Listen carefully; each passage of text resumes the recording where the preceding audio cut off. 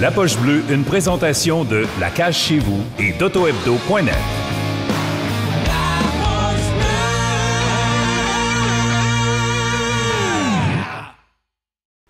Salut Pierre. Voulez-vous m'étourdir? Non, mais attends une minute, Pierre, on va se mettre de même, c'est correct. C'est moi qu'il faut que je change. Ouais, fais juste virer ton...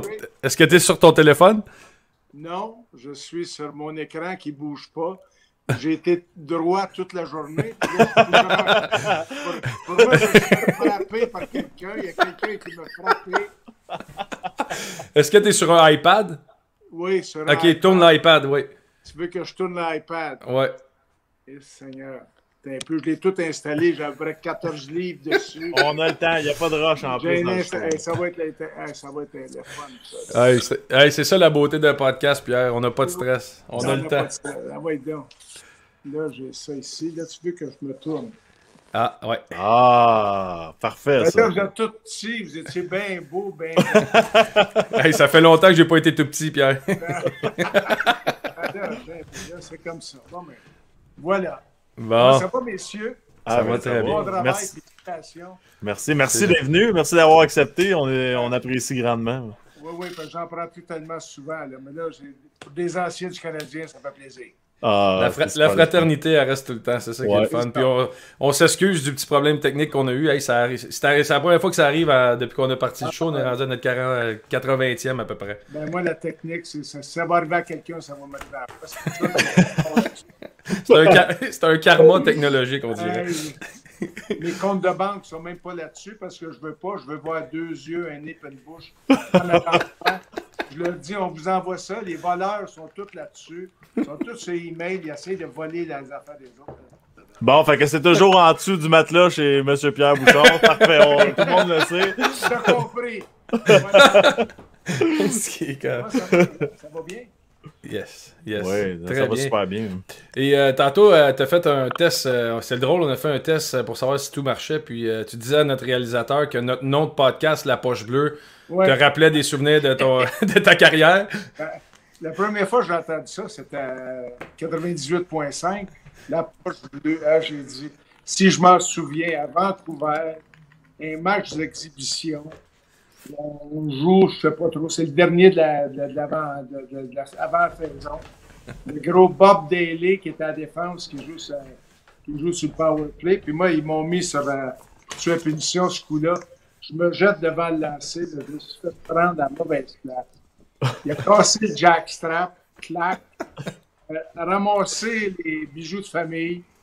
Je suis sorti de la glace pour pas que ça paraisse trop, mais je suis sorti un peu penché. Là, je suis arrivé dans le vestiaire, puis Scotty Bowman avait demandé à l'entraîneur, je suis certain que ça pouvait rire. Il dit, penses-tu que Pierre, il fait quand? Et là, Red Fisher avait écrit dans la Gazette, Pierre aimerait que ça reste cette grosseur-là, mais que ça fasse moins mal. Je suis revenu, même pas capable d'attacher mes pantalons pour en revenir le vol de Vancouver-Montréal. Le pantalon ouvert parce que ça avait...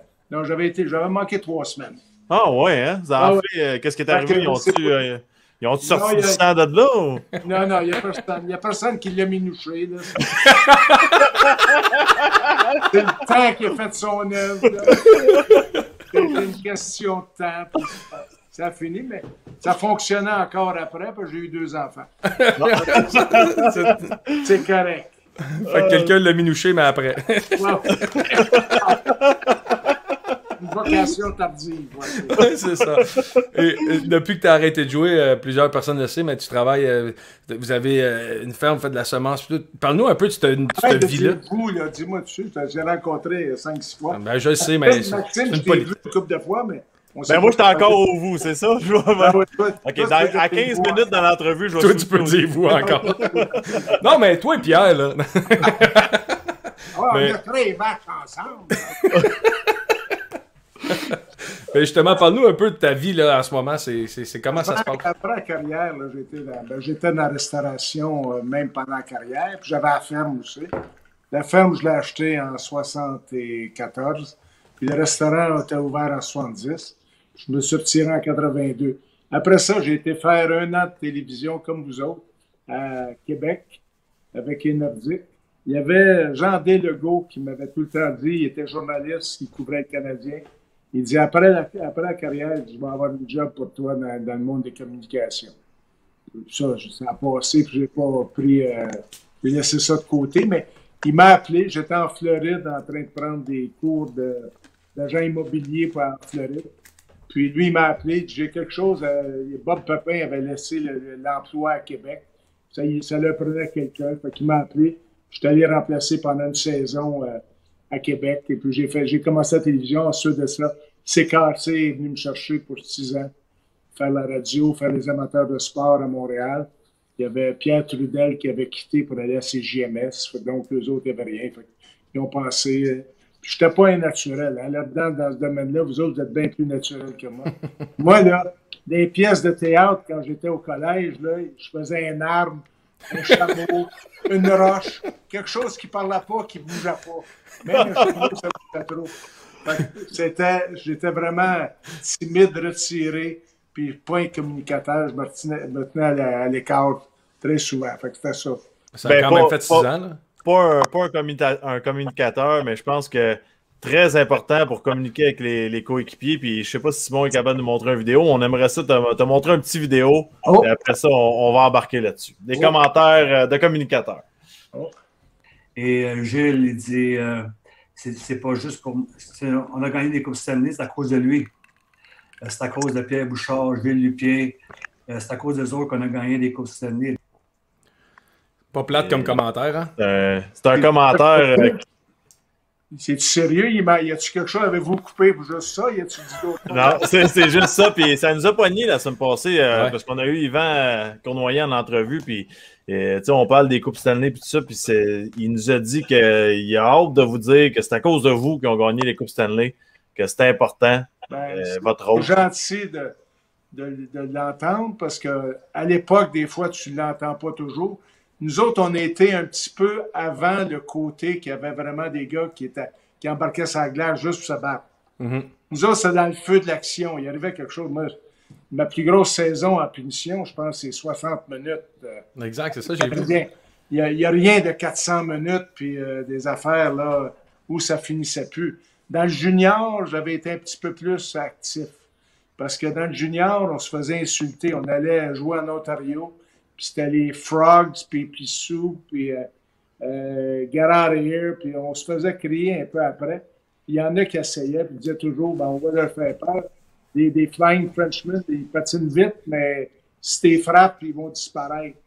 Mais là, on a commencé, nous autres, à répliquer.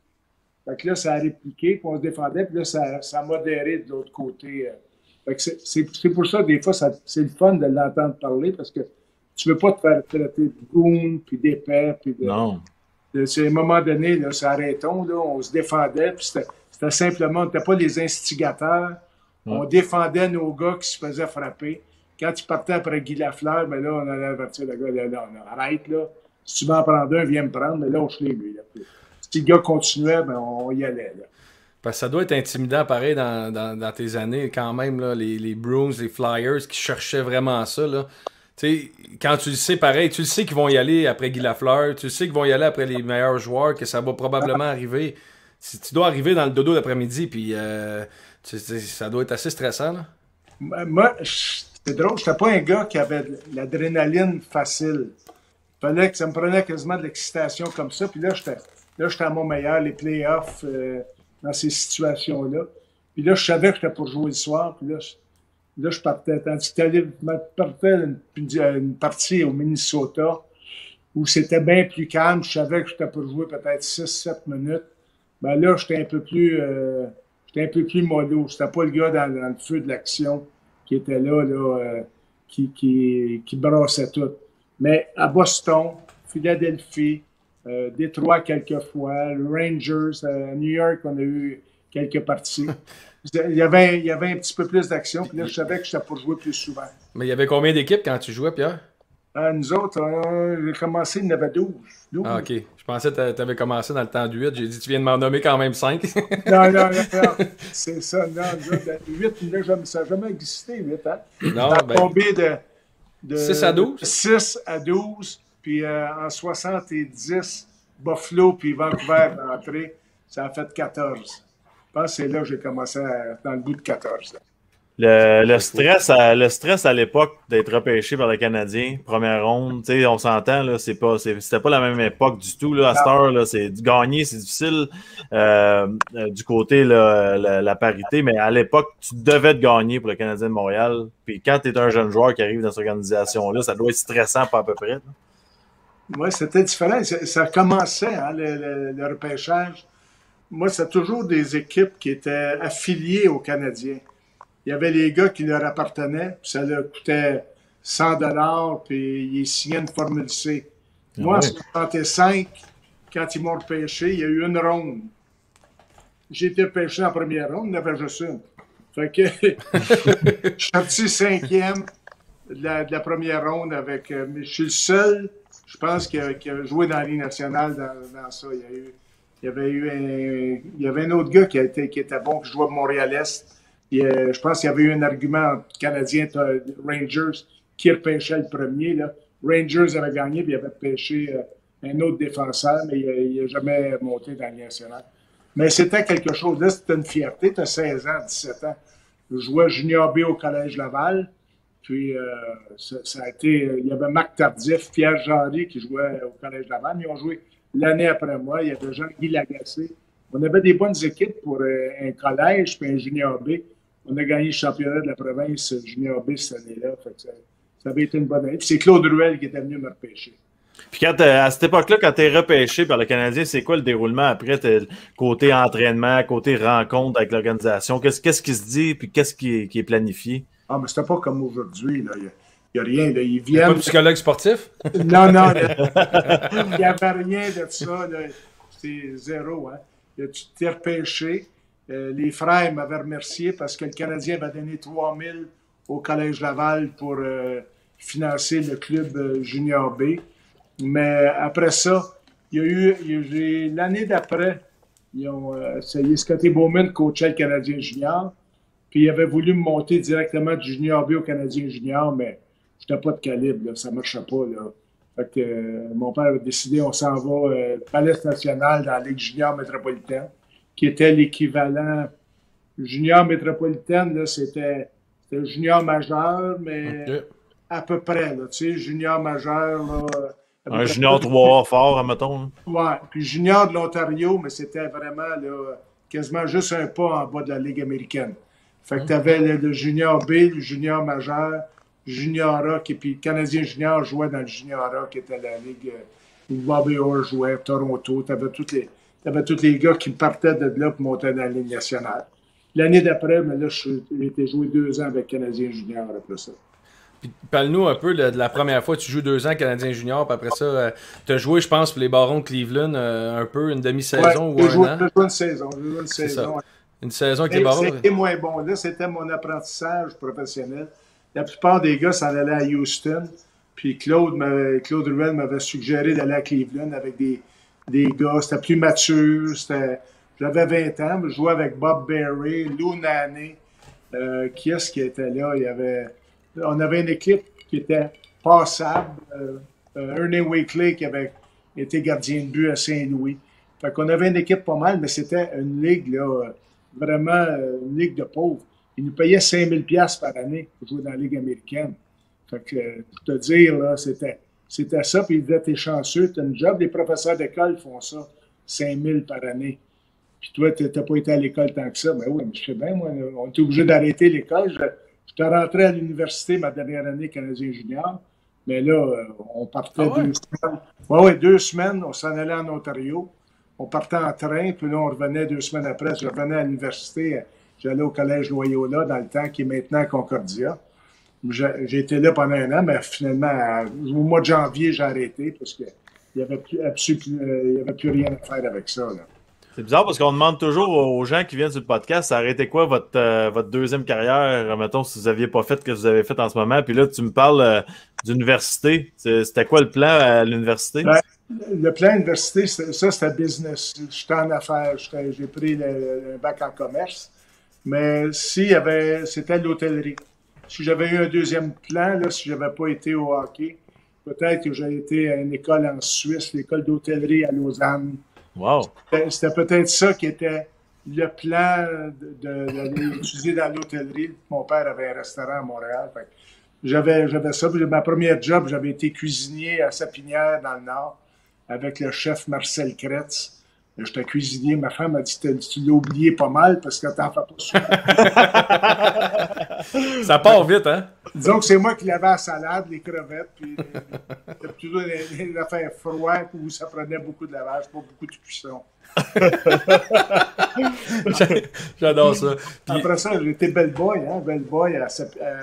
au Alpine Inn. 2 ans à transporter les valises, puis ça avait été assez intéressant. Et j'étais rendu j'avais 17-18 ans. Je faisais 300$ par semaine à être bellboy dans un hôtel dans le Nord. L'été, là, c'était des bons salaires dans ce temps-là. Là. C'était en 1968 à peu près. Là. Mais semble que j'imagine, moi, Pierre Bouchard, transporter 10 valises d'une main. Oui, c'est ça. Avec un sourire. Il fait ça, puis il y a 4 valises. C'est ça. Mais sais-tu quoi? Celui qui en avait 10, c'est rarement celui qui t'en donnait le plus. Celui qui avait une valise de rien, lui disait, il me donnait 2$, 5$. Mais l'autre qui avait bien des valises, il disait toujours « See you later ». Je vais me voir plus tard, mais lui, il ne me revoyait jamais. T'es pas chanceux, tu le croisais pas, c'est tout. Là. C'est une bad luck. Mais parle-nous la première fois que tu rentres avec ta poche, puis tu t'en vas dans la chambre du Canadien, puis tu t'en vas pour ta première game. C'était drôle, mais je dois te dire, c'était drôle parce que moi, les premières fois que j'allais dans la chambre du Canadien, j'avais 3-4 ans. T'étais TQ, ouais, c'est ça. Mon père pour moi, là, c'était comme une vie, là. Mon père était capitaine du club, il y avait Jean Béliveau, Maurice Richard, il m'appelait Junior, allô, comment ça va le petit? Puis là, j'avais 3, 4, 5 ans. Puis après ça, je les voyais plus souvent. Après ça, j'ai joué Canadien junior. Fait que Canadien junior, je les croisais tout le temps, ici et là. Fait que c'était peut-être une différente approche de ce côté-là. Ouais. J'ai rencontré plusieurs, comme Henri avait commencé, mon père jouait, puis Henri était là, Jean Béliveau, plusieurs, Jean-Guy Talbot, mais là, il n'était plus là. Mais j'ai juste joué avec Jean et puis Henri, avec les Canadiens qui ont joué avec mon père dans les années 55-56. Ben, d'abord, j'ai une question là-dessus. C'est quoi ton plus beau souvenir de TQ? Je veux dire, franchement, j'ai eu beaucoup. Hein, ouais, hein? Puis, j'accroche pas. Là, vraiment quelque chose qui était extraordinaire. Là. Aller dans le vestiaire, être là, c'était quasiment du normal. Là. C'est malade. Ouais, ça faisait partie de la routine. Hein? Ça faisait partie, c'était sans être la routine, mais c'était le fun, puis c'était beau, puis c'était là. Ouais. Qu'est-ce que ton père te disait, mettons, quand tu étais juste sur le bord là, de peut-être un jour devenir un hockeyeur? C'était quoi le conseil? C'était quoi la... Il s'est jamais impliqué. À ce niveau-là, il s'est jamais vraiment impliqué. Et il disait plutôt, fais toujours le meilleur que tu fais, puis sois heureux. Tu toujours faire le mieux que tu fais. S'il sentait que je relaxais ou quelque chose, surtout quand j'étais junior, là, avec la Palais nationale, là, il brassait un petit peu plus. Il disait, hey, grouillez-vous, les défenses, là, ça ne bougeait pas ce soir. Ça passait comme des pots de fleurs sur la glace. Puis, fait que c'est des choses comme ça. Il n'y avait pas... il n'y a rien qui m'a vraiment poussé. Là. Il s'impliquait pas. Lui, c'était plutôt, il poussait des études. Okay. Parce qu'il dit, il y a un joueur qui passe, puis il y en a 3000 qui ne passent pas. Fait qu'il dit, fais tes études. Si tu es chanceux, tu vas réussir. Puis c'était ça, il m'a envoyé au Collège Laval. Si je n'allais pas au Collège Laval, je ne passais pas au hockey, parce que là, au collège, on patinait tous les jours, on pratiquait, on jouait. Fait que c'est là que ça s'est développé, là. De l'âge 14, 15, 16 ans, 17 ans, là, ça s'est développé. Mais si je ne vais pas au Collège Laval, moi, là, je ne parle pas ce soir. Ah ouais, hein? Parce que c'est intriguant, pareil, parce que là, on le sait, là, la culture du Canadien de Montréal, surtout à l'époque de passer le flambeau, puis toute la culture, surtout quand c'est ton père, il me semble qu'il doit avoir... il n'y a jamais eu un conseil que le Canadien, c'est le même, ça fonctionne, puis il faut que tu les représentes de la bonne façon et tout ça. Non, c'était une autre époque. Vous autres, ce que vous connaissez aujourd'hui, vous êtes suivis, vous êtes poussés, vous avez tout. Là, je ne sais pas si les autres gars vous en parlent, mais c'était une autre époque. Il fallait que tu passes, puis les gars jouaient junior, puis ils faisaient Tu faisais un nom, puis à un moment donné, tu avais une chance. Il fallait que tu sois chanceux aussi de passer. Ouais. Vous savez, vous autres aussi. Tu es bon, tu travailles, tu réussis, mais un peu, il y a un élément de chance. Ça te prend un coach Ben oui. qui va préférer ton style. Un autre, il peut y avoir deux gars presque pareils, mais il y en a un qui, malheureusement, va être laissé de côté. Pourquoi? Y a-tu quelque chose qu'ils n'ont pas aimé? Et il va juste être tassé, puis toi, tu vas passer. Gagner la Coupe Stanley avec les Canadiens, Ouais. ça doit être un feeling C'est incroyable. Tout un feeling, surtout la première année, là, c'est celle-là, là, en 71. Le Canadien avait perdu l'année d'avant, avait été éliminé. On est arrivé 10 jeunes d'un coup, là, 10 gars qui sont arrivés. Parce que le Canadien a manqué, puis ils ont manqué la Coupe Stanley, ils ont manqué les séries éliminatoires par un point. Même si ils ont eu le même nombre de points, 95, mais Détroit, je pense qu'il avait gagné, ou Détroit ou New York avait un point de plus dans le nombre des buts pour, buts contre, avait dépassé ce niveau-là. Wow. Fait que, ça avait été ça. Nous, on est arrivés l'année d'après, on n'était pas favoris. Boston avait fini avec 129 points, Chicago 119. Nous autres, on avait eu 99 points, je pense. Puis finalement, c'est nous autres qui a passé un après un, battu Boston. L'arrivée de Dryden juste avant la fin. Ken Dryden est arrivé, puis ça a donné un gros coup devant le filet. Puis ça a changé. Là, puis le deuxième, troisième match à Boston, on perdait. Pas de 5-1, puis finalement, Henry a compté, Jean Béliveau a compté, puis on a fini, on a gagné 7-5. Puis là, après ça, ils ont resté sur le on les a battus en 5 matchs. Parce que ça doit être quand même quelque chose quand on gagne à notre première année de même. On doit se dire, on est 10 kids, on gagne la Coupe Stanley. Tu sais, ça a quand même été après, en 76. Ils l'ont gagné 3 fois après. Ouais, 73. On a gagné en 71. 71, 73, puis après ça, 3 de suite. 76, 77, 78, ouais. Parce que 3 de suite, ça doit être assez. Ça doit être quelque chose en tabarouette. Ça doit m'amener la confiance, ça doit être dans le tapis, puis ça descend plus. Ah là, on était toujours favoris à tous les ans. Là. C'est pour ça que c'est pas comme aujourd'hui. On gagnait en 12 parties, à peu près, c'est 3 sets des 4 de 7, mais on les gagnait quasiment toutes 4 à 0. Comment ça se passait dans ce temps-là? Mettons, là, tu gagnes la Coupe Stanley, puis tu reviens l'année d'après pour le camp d'entraînement. C'est quoi la routine dans l'été, l'entraînement? Il y en avait-tu? Ou comment ça se passait? Ouais, nous autres, l'équipe ne changeait pas. Aujourd'hui, l'équipe change. Ouais. Aujourd'hui, c'est ça la grosse différence. Tu pouvais garder une dynastie. Nous autres, on revenait, là, si on était 18, il en revenait 14-15.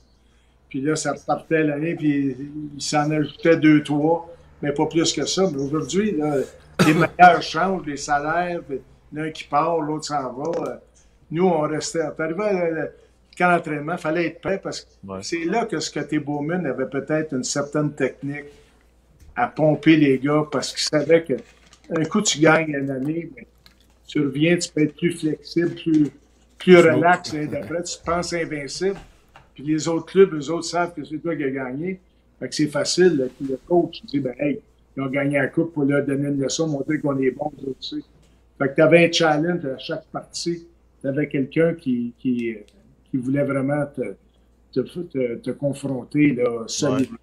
Parce qu'aujourd'hui, les gars jouent, puis on dirait qu'il y a moins de relations qui se créent. Tu viens de me parler que les joueurs revenaient à chaque année et tout ça, mais ça devait être incroyable, pareil, les amis que tu t'es fait dans le monde du hockey. Aujourd'hui, tu joues tes matchs, puis tu retournes l'été, tout le monde séparément. Vous autres, aujourd'hui, ça doit être ton groupe d'amis. Alors, on se voyait tout l'été. Comme là, j'étais allé en Floride, je remontais, j'ai arrêté chez Serge Chavard, j'ai passé une soirée là-bas, puis tu sais, je n'avais pas fait ça dans le temps qu'on jouait ensemble. Non. Serge était un peu plus distant, mais Serge est devenu très chaleureux après l'année de sa carrière de hockey. Là, il y a un terrain de golf, il dit viens des jouer au golf au Mirage cet été. Il y a des liens comme ça, comme Yvan, tu vois, Yvan dit un message comme ça, là, c'est touchant. Mais Yvan, ça fait peut-être 3 ans que je ne l'ai pas vu, là, mais on se voyait plus souvent quand la chambre des anciens était là. Mais là, tout est fermé au Centre Bell, fait on se voit pas, mais je vois les gens Roule, Mario à l'occasion, Yvon Lambert plus souvent. Mais justement, quand on se crée des chums de même à 25, 26 ans, Puis là, aujourd'hui, vous êtes rendu au-dessus de 70. Puis vous avez la chance d'encore vous voir. Tu sais, l'impact de la proximité que les anciens Canadiens apportent, ça doit être quand même le fun de garder toujours cette famille-là vivante. Oui, c'est intéressant. Puis même les gars comme vous autres, par après, on se suit. Si vous venez au tournoi de golf des anciens, l'été, ça nous fait plaisir. Là, tu vois une nouvelle génération qui vient. Des fois, tu as des nouveaux jeunes joueurs qui viennent. Les gars, ils aiment ça. Les gars adorent ça. Mais nous autres, dans notre temps, il y avait peu de joueurs des anciens qui allaient dans le vestiaire des joueurs. Il y avait Marcel Bonnet qui venait faire un tour. Les autres, Sam Pollock, on dirait que c'était pas la bienvenue des anciens. Je ne sais pas pourquoi, là, mais il y avait Marcel qui venait. C'est Serge Chavard m'a fait remarquer ça encore. Il dit le seul qui venait vraiment. Les autres, on les voyait, des parties des anciens, des choses comme ça, mais c'était un petit peu distant. Puis les anciens sont gênés d'aller voir les jeunes. Puis les jeunes, ben, on ne sait pas s'ils connaissent les anciens.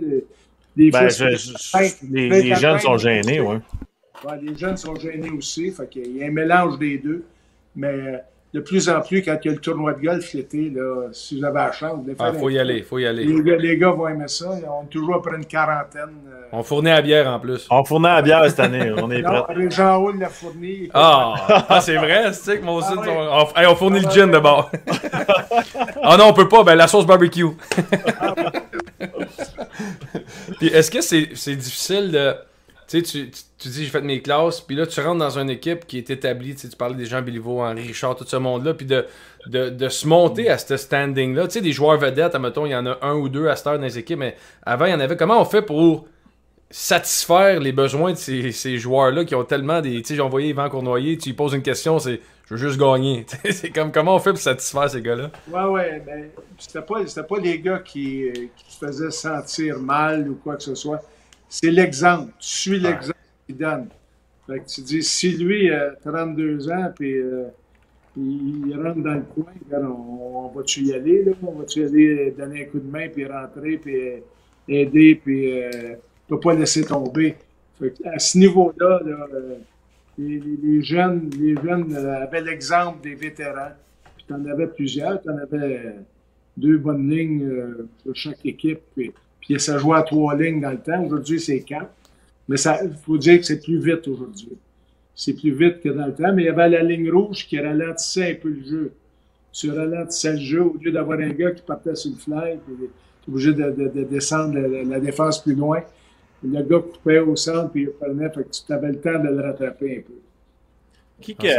Qui vous a pris sur leur aile là, quand tu es rentré dans la Ligue nationale? Là, c'est qui a dit ben, je m'occupe de Pierre Bouchard à ses débuts?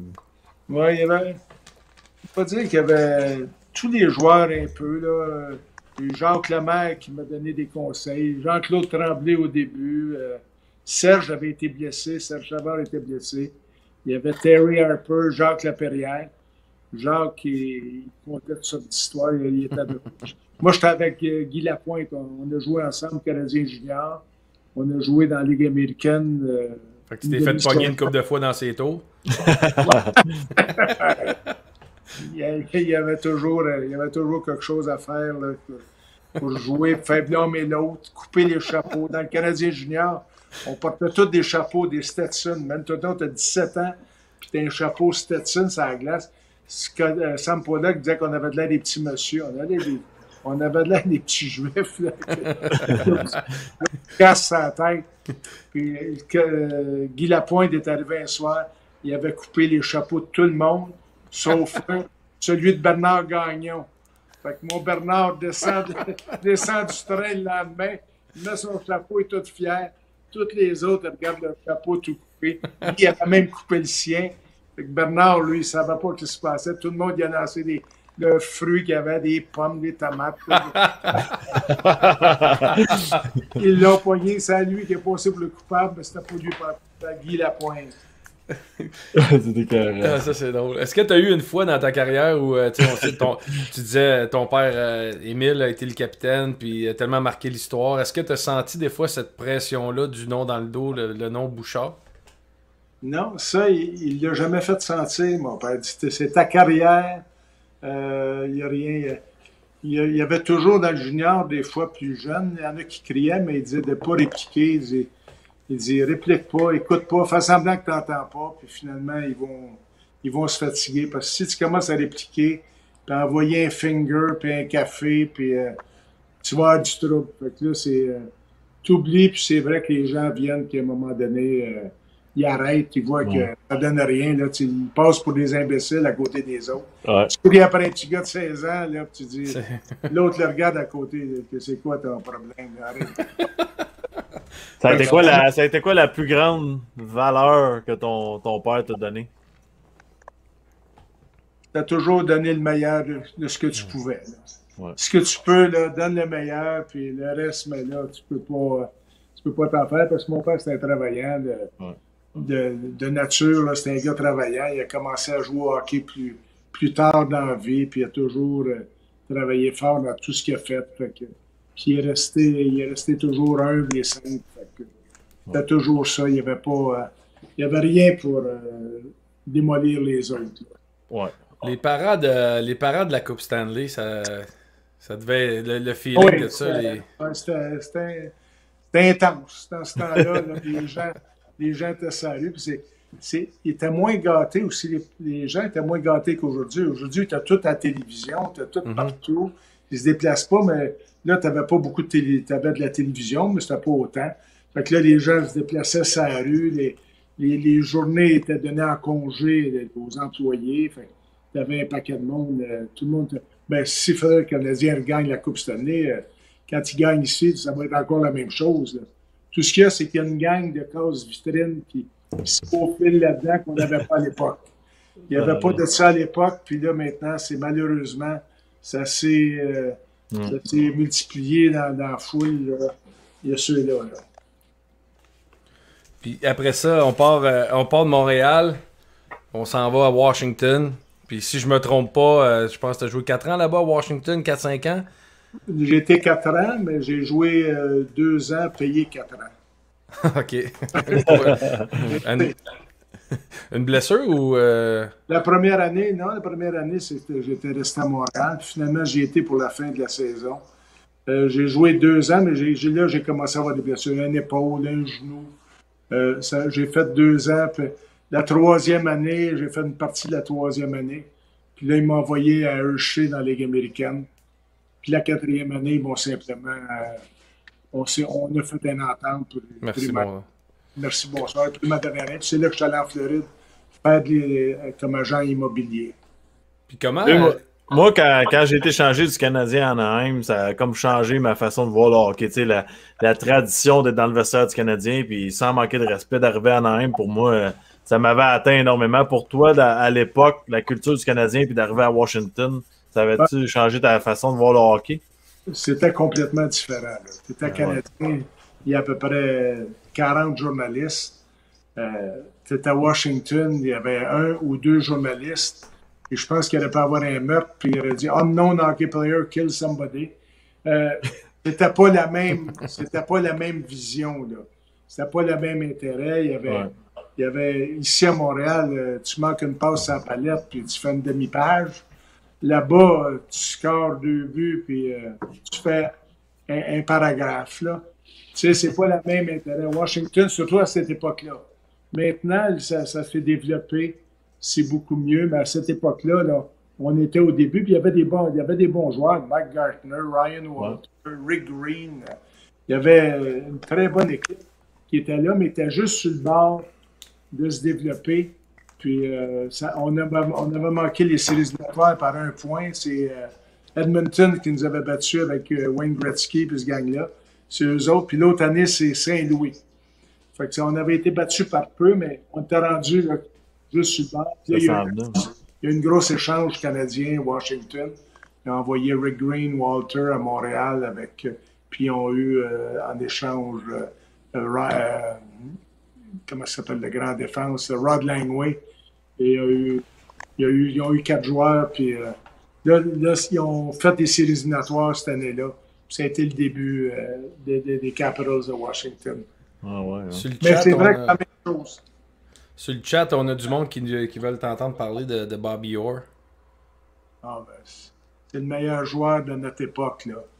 Bobby Orr à l'époque, là, c'était le meilleur. Il dominait.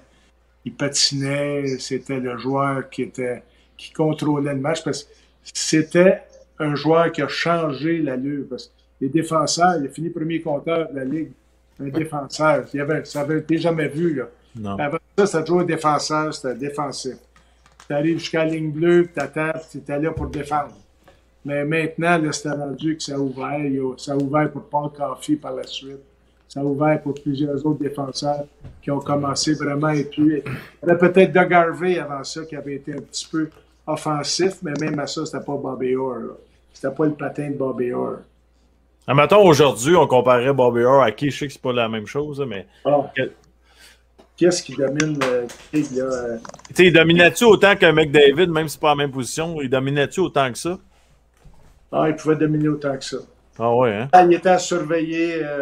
Le McDavid est en avant, là, mais il dominait parce qu'il fallait que tu le surveilles tout le temps. Il contrôlait.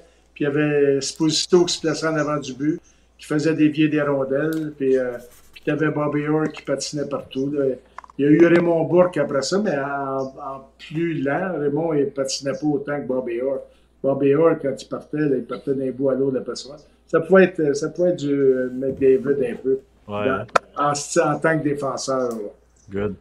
Après ça, on prend la retraite, puis si on arrive dans les années où, je pense que moi et Max, on était là, mais tout ce qui est arrivé autour du... on n'a pas le choix d'en parler, c'est un moment tellement marquant de l'histoire du Canadien pour moi. Là.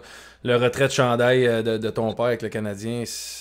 On était là, certains, Guy. On était là, hein? Ben oui. 2006, je crois? Ben oui, moi je pense 2009, même que c'est ça. ça se peut-tu que j'ai été... Je pense que j'ai été déjeuner avec ton frère pour en parler de ça, justement. C'est-tu possible? Ça se peut. Jean, ça se peut. Oui, exactement. J'ai été manger avec Jean, puis on voulait comme justement en parler de ça, du retrait, puis qu'il fallait que ça se fasse. Là.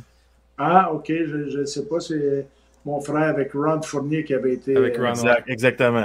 Impeccable. Ron c'est celui peut-être qui a cru le plus. Parce que Maurice Richard avait dit ça à Ron, que c'était s'il y avait un chandail à retirer, c'est qui? Puis Maurice avait dit c'est Butch.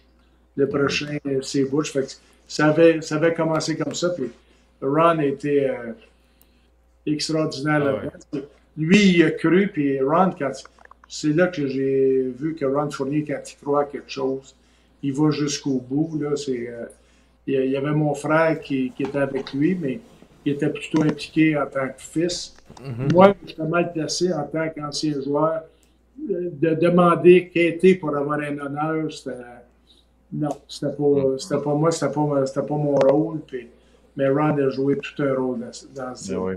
Mais la soirée en tant que telle, quand on voit ça, puis parle-nous un peu de l'émotion qui était dans la famille. Là, parce que mon père était fatigué. Il était rendu, il avait quoi, 89, il s'était fracturé la hanche il n'y a pas longtemps avant, il était en chaise roulante.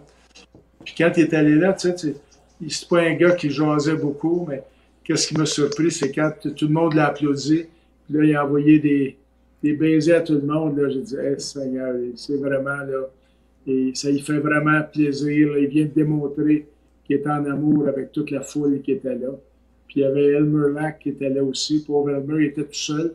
J'avais été le chercher. Là, je les regardais tous les deux à côté de Boston qui était là, ce soir-là, Zdeno Chara.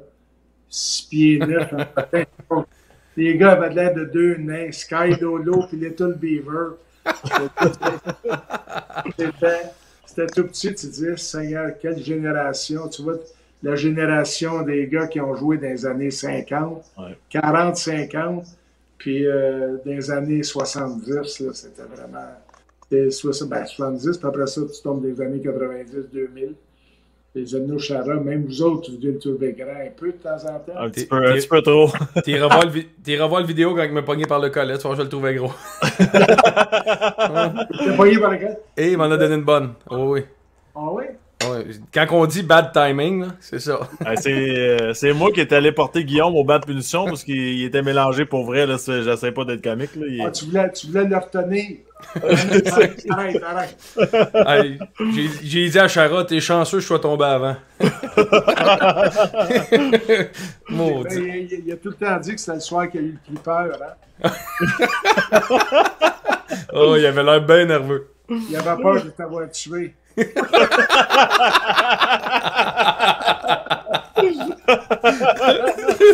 c'est ça. C'est à peu près ça. C'est que j'adore ça. Qu'est-ce que tu aimerais que les gens retiennent de ton passage avec le Canadien? Aïe, aïe, aïe. Puis de ta générosité comme ancien après, là, de tout ton package depuis 60 ans. C'était peut-être la disponibilité envers les fans. Prendre le temps de signer les autographes, les saluer, de jaser avec eux autres. Parce que pour la majorité des partisans, on est des joueurs inaccessibles. Là, tu sais, t'es pas sûr. Mais quand tu leur parles, tu prends le temps de signer un autographe, leur jaser, leur faire plaisir, voir un sourire, viennent avec leur enfant, puis ils regardent, c'est un ancien, ils t'ont jamais vu jouer au hockey, mais il y a un ancien joueur du Canadien, tu signes quelque chose pour les autres, une photo, puis il y a un sourire, tu prends une photo. Je pense que c'est peut-être ça, le souvenir d'avoir laissé un peu de bonheur aux partisans. Parce que le reste, ça glace, ça vient que ça s'oublie. Là. Tu me parles tu es une statistique, tu es ici, tu es ça. D'un côté puis de l'autre, mais si tu as fait plaisir, tu as des gens qui me disent encore des histoires. J'ai rencontré un tel, il m'avait fait tellement plaisir, il m'avait fait passer, il m'avait donné un bâton, ou quoi que ce soit. Là. Plus faire plaisir aux partisans qui mettent, parce que c'est tout de même eux autres qui nous font vivre. Parce qu'il n'y a pas de partisans, on n'a pas de job personne. Là. Puis en passant, ben, tout le chat en ce moment, il y a de nombreuses personnes ils disent la même chose. Ils se rappellent de vous comme une personne honnête qui est super correcte avec les partisans, puis ils l'apprécient vraiment. Puis, j'ai une dernière question plus difficile un peu, là, mais je pense que c'est intéressant d'avoir la perspective de des générations différentes. On voit la situation avec Jonathan Drouin en ce moment qui quitte l'équipe pour des problèmes, des raisons personnelles, puis on sait tout qu'est-ce qui est en tant que tel, mais est-ce que tu penses que dans tes années, il y a des joueurs qui ont continué à jouer même avec des problèmes comme ça? Il y a déjà en avoir. Là, tout en sachant pas c'est quoi ces problèmes-là, il est un petit peu plus émotif, prend ça plus personnel. Il y a des joueurs qui sont plus fragiles. J'ai l'impression que c'est même pas... Je sais pas ce qu'il y a exactement. Mais ça doit être une fragilité émotionnelle qu'il y a qui n'accepte pas quelque chose. Parce que tu as 2 buts, mais il y a 19 passes. Je regarde les jeux qu'il fait. Il fait des superbes beaux jeux. Il est talentueux, très bon. Il faut que tu prennes ça, puis il faut que tu prennes ça que c'est une saison. Puis une autre saison, ça va débloquer. Il faut que tu sois fort. Il faut que tu sois bien appuyé, bien entouré de gens qui vont te pousser, pas dire juste que tu vas entendre. Là.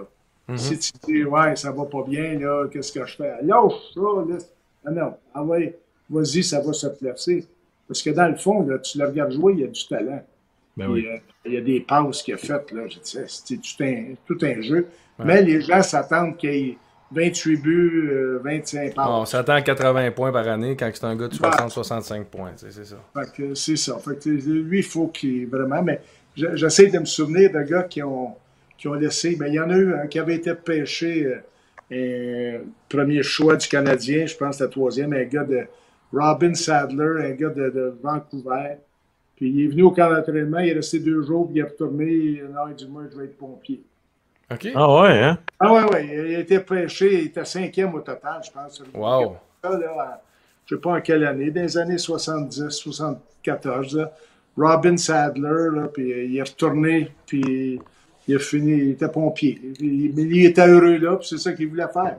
Au moins, choisis, fais ce que tu es heureux. Puis, dans la vie, ça va te récompenser. Puis dans ce temps-là, c'était pas les salaires d'aujourd'hui aussi. Là. Il est pompier, puis dans la Ligue nationale, pour moi, les salaires, ça ressemblait. Ouais. À un moment donné, il avait fait un choix de vie. Mais pour dire, le petit, là, c'est. Je ne sais pas si vous en savez plus que moi, là, si vous en parlez de non. Fait que c'est juste qu'il faut que tu retrousses tes manches, tu travailles. Des fois, il faut que tu te mettes des watts dans les oreilles. Ouais. Faut que tu passes à côté, puis tu continues de travailler, puis tu te retrousses les manches, puis le succès va venir. Philippe Danault, il n'y a pas des buts qui escomptés de l'année passée. Il a parti la saison du mauvais pied. Il joue bien, mais il part la saison du mauvais pied. le petit Cole Calder. Caulfield, il est parti fort, lui. Caulfield. Lui, il est parti. Il roule. Mais s'il y a eu 2 buts, puis ça t'oublie tout le reste. Son jeu est tout de même correct, mais il n'y a rien d'impressionnant. Non. Mais il est arrivé au bon moment, puis à 3 contre 3, son talent est là, puis cling, puis il ne manque pas sa chance. Une méchante shot. C'est ça. Fait qu'il garde ce côté-là. Monsieur Petry va bien aussi. Là, Monsieur Petry, mais c'est le numéro 26. Ça n'a pas de chance. J'avais laissé bien des buts dans ce chandail. Ah, il en restait pas mal, hein? C'est pour ça qu'il peut en faire des buts. Si ça marche de même, Armia va compter 40 buts en série. Moi, le 84, il est trop laid, personne ne le veut. C'est l'année que tu es venu au monde, toi, 84? Non, 87. Ah, 87. 87. Non, moi, 84, c'est le seul qui restait. Ils ont dit, toi, le gars. Ça, c'est les livres qui ont demandé de perdre.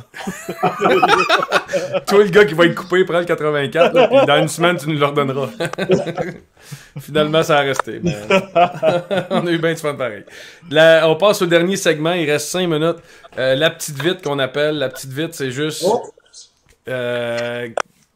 ton foursome de rêve. Décédé, vivant, peu importe. 4 personnes, 3 personnes avec toi que tu dis... Au golf ou aller souper ou n'importe quoi. Peu importe. J'aimerais ça passer une journée avec ces 3 personnes-là. Oui. Il peut me préparer pour ça, là, parce que je pense à ça, il y en a un paquet que tu veux avoir, puis tu essaies de penser là, des personnes que tu veux passer pour aller souper. N'importe quoi. 3 personnes, golf, souper, voyage. Et bon, hey là. Des idoles, des gens qui t'impressionnent. C'est drôle parce que j'ai un paquet de monde. J'ai été pensionnaire toute ma vie. J'ai été pensionnaire pendant 10 ans. J'ai une facilité d'adaptation à beaucoup de monde. Fait que je suis pas un gars de gang, puis de clic, puis de dire, ah ben lui, là, genre, j'aimerais bien ça, j'aimerais ça aller là, j'aimerais ça.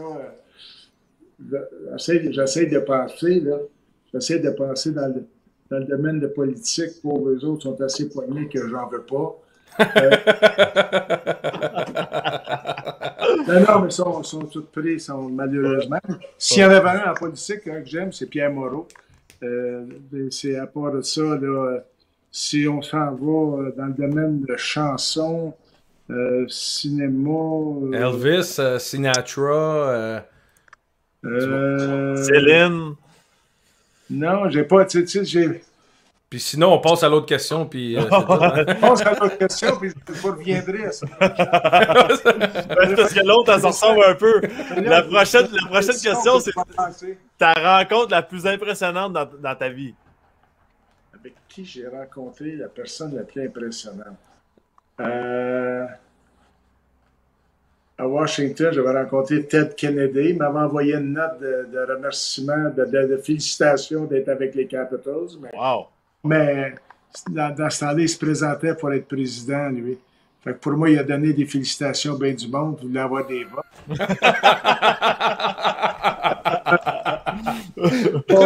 Ça, là, Bing Crosby. J'ai rencontré Bing Crosby, Bob Hope. Il était venu au forum, puis j'avais une photo avec eux autres. Puis il y avait l'autre, le plus jeune, pauvre lui, il s'est suicidé par la suite. C'est pas suite à ma rencontre, mais il